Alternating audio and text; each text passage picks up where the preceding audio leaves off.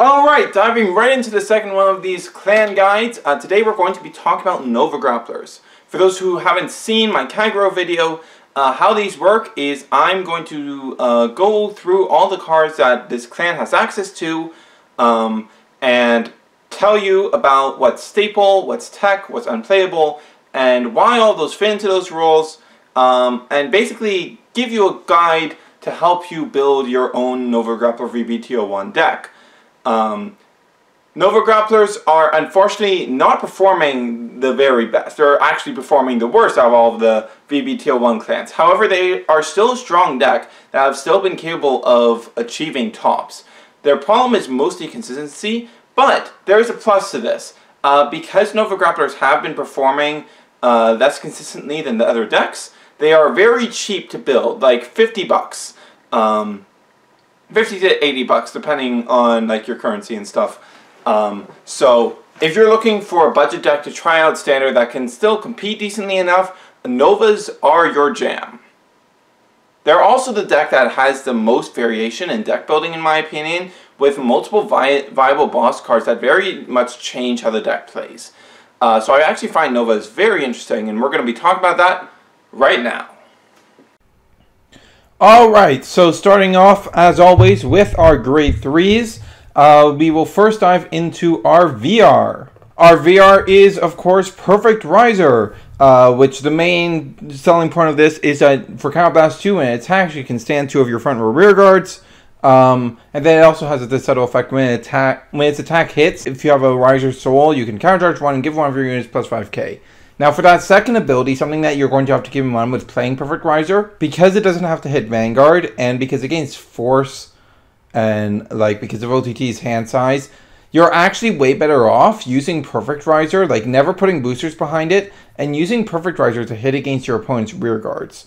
That tends to be the better play, pushes your opponent more, and gives you a better chance of actually getting that counter charge and extra power off, which getting those off can be huge for you. Now this is obviously very good, but I am actually not in the camp that Perfect Riser is necessarily a staple. While Perfect Riser's Counterblast 2 to stand 2 front row rear guards is very strong, this is a Counterblast 2 ability, and that leaves it very open to getting damage denied, which can be a very big problem for Novas, because if you do this on turn 3, and then you're damage denied and not able to follow up with another play on turn 4, you are behind so much by your opponent damage denying you there. Or even, if your opponent finds themselves in a good enough position that they're just, even if you don't call any rears, they can just go, I think I'm in a fine enough position with my hand. I'm just not going to attack with my Vanguard this turn, so that you don't get a second damage and you can't use Perfect Riser's ability. That is that is the big weakness of Perfect Riser, and because of Nova's very low hand size, you can't really safely run 2 very Vanguard focused grade 3s.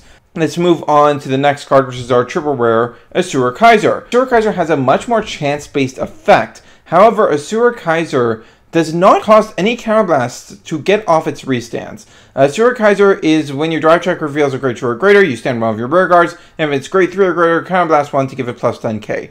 This is honestly a very strong ability, but the big turnoff is that it's chance-based and Perfect Riser is guaranteed. However, my stance is that either of these are a perfectly viable main grade 3, and it's really just a trade-off of, do you want to be basically immune to damage denial, or are you willing to take that risk for Perfect Riser's guaranteed multi-attack combo? I do not recommend running both of these in the same deck at all. I know I've seen this do it, but in my experience, if you have any grade 3s besides your main one that aren't doing things on rear, then you're going to have a bad time. Balador is what you're going to want to be running as your secondary grade 3 in every Nova build, whether it's Perfect Riser or Asura Kaiser. So this is absolutely staple 3 to 4 of status. So on Vanguard and rear, this is an important bit. It gets plus 5k if you have 3 or more rear guards, which is pretty easy to achieve. You're doing really badly if you can't achieve this. So it's hitting 17k solo. That's 2 stages against Protect and Excel. Still hitting a stage versus Force, and it's pumping up to 3 to 4 stages on an Excel circle. So good stuff. And then on Vanguard, it has a very spiffy ability that it can Counter Blast 1, Soul Blast 1, 2. Gives something the ability that when your opponent guards it from the hand, intercepts are not affected. They have to guard with 2 or more cards. Perfect guards do not bypass this in any way. They're still only guarding with 1 card from hand, so if they want a perfect guard, they have to drop another card. This effect can be really good in late game scenarios with Burst Riser's ability to attack twice. Even though this requires a Counter Blast 2 and Soul Blast 2, this is a very powerful combo that should not be overlooked. We also have Miss Splendor, who is more of a hero-focused thing. It prevents intercepts when your hero attacks, and that thing gets plus 3k if you have more rear guards. The plus 3k is like, it does get you over a hump against Force Clans, but Force Clans are also the clans most likely to have like the most rear guards on the field. So achieving that can actually be a bit tough. Like with the Force Clans that we currently have in V-BT01, I mean. Miss Splendor is just not too great. Like even in a budget build, I would way rather be running Maximum Riser. Maximum Riser is very simple. Just a free 10k as long as it's not boosted and attacking a Vanguard. So it allows you to not commit and get 2 to 3 stages for free. Or you put it on an Excel circle, and now it's hitting 4 to 5 stages, which is just huge. The big problem, though, is that it does not have the Excel gift, so if you have to write into it, you're in a really bad spot. It can be passable as like a 2 of. Like if you want to run some extra grade 3s, it's a very nice 2 of tech slot card. Typically, if you're running Maximum Riser, you want to be going up to like 9 or 10 grade 3s so that you still have your 4 main grade 3 and your 3 Battle Dory. Our Double Rare Grade 2 High Powered Riser Custom. This is absolutely staple for it's your only real way of plussing outside of Battle Riser. When you ride it or call it, you call Battle Riser to the same column as it. When it's on VRR, when its attack hits, you can CB1 and shove the Battle Riser back in to stand one of your other rear guards, which is nice pressure. Don't expect this to go off though, especially if you're running a Perfect Riser build, because you have even less CB to throw around. Iron Killer is absolute staple. It gets plus 5k for the same condition as Baldory, so it's just 14k, allows you to hit solo, and when it's boosted by basically anything, it's going to be hitting for 3 stages versus Excel and Protect clans. So this is extremely important. Similar role is fulfilled by Cup Bowler. This is something that you're going to be wanting at high counts in Perfect Riser builds.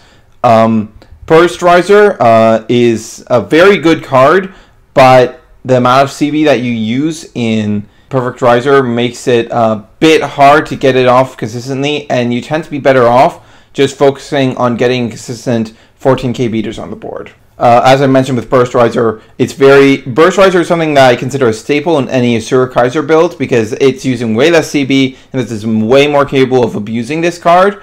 But in Perfect Riser builds, I honestly don't recommend running it at all because you're getting all those attacks anyways, and it's better to just have strong attackers to utilize. Boomerang Thrower is a very nice card for the Perfect Riser build. Honestly, it's more of a tech than anything. You don't necessarily need it. You definitely don't want it in the Asura Kaiser build because you don't use enough Counter Blast or Soul Blast in that deck. It's a main phase method of allowing you to refund your Counter Blast so that you can Perfect Riser if your opponent damage denies you.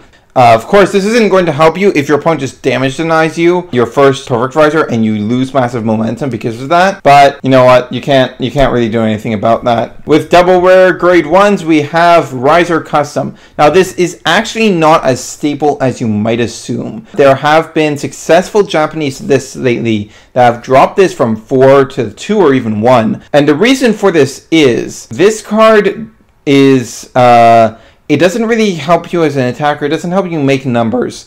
And when you're fighting Kagero, having super valuable boosters like this that you're depending on can be pretty bad. And basically, this isn't going to be able to stick around when you're fighting Kagero.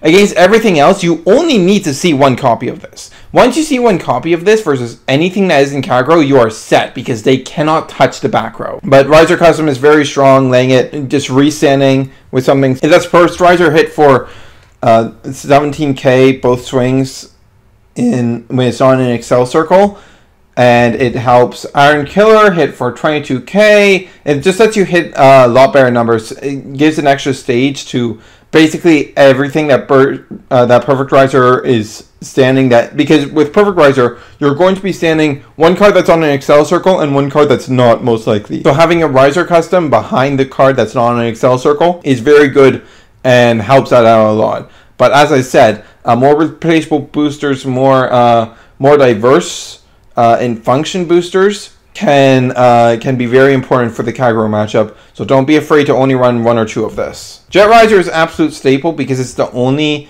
grade 1 in Novas that can really function as an attacker. You have to dump hand on the turn that you're trying to make an attacker, but it's able to still function as an attacker. Like if you call 2 other rears during that turn, boom, this is hitting for 13 solo. If it's on an Excel circle, that's 23. That's pretty solid. Rocket Hammerman is very good to enable Cup Roller's ability, and it can boost for big numbers behind Battledore and Cup Roller, boosting them for 13. So Battledore goes up to 30. That's going to be 4 stages. Behind Cup Roller, it is going to be 3 stages, except 4 stages. It's going to be 4 stages when you're fighting Excel and Protect clans. As you may be noticing, how effective your numbers differ very heavily depending on whether you're fighting a Force clan or a non-Force clan. Transriser is a nice card that can provide you some nice counter charge once in a game, but it's not going to be able to provide you it beyond that. On that one play, it's an 11k booster, but like I can't recommend more than 3 of this. And honestly, I'd probably go 2 myself, because you're only really getting 1 use out of this card. Soul cost is just too heavy. And Death Army, guys, a vanilla with no shield, and its one function really is to be a booster behind your 14k attackers, because that boost, that 9k boost, will allow them to hit numbers against Force clans. So that's really the only function, and honestly, that's not enough to be worth playing. And finally, for trigger lineups, you're basically going to just want to ignore your criticals. Criticals are not something that you should really be taking into account. What you want to be doing is going full in on fronts and draws in some way.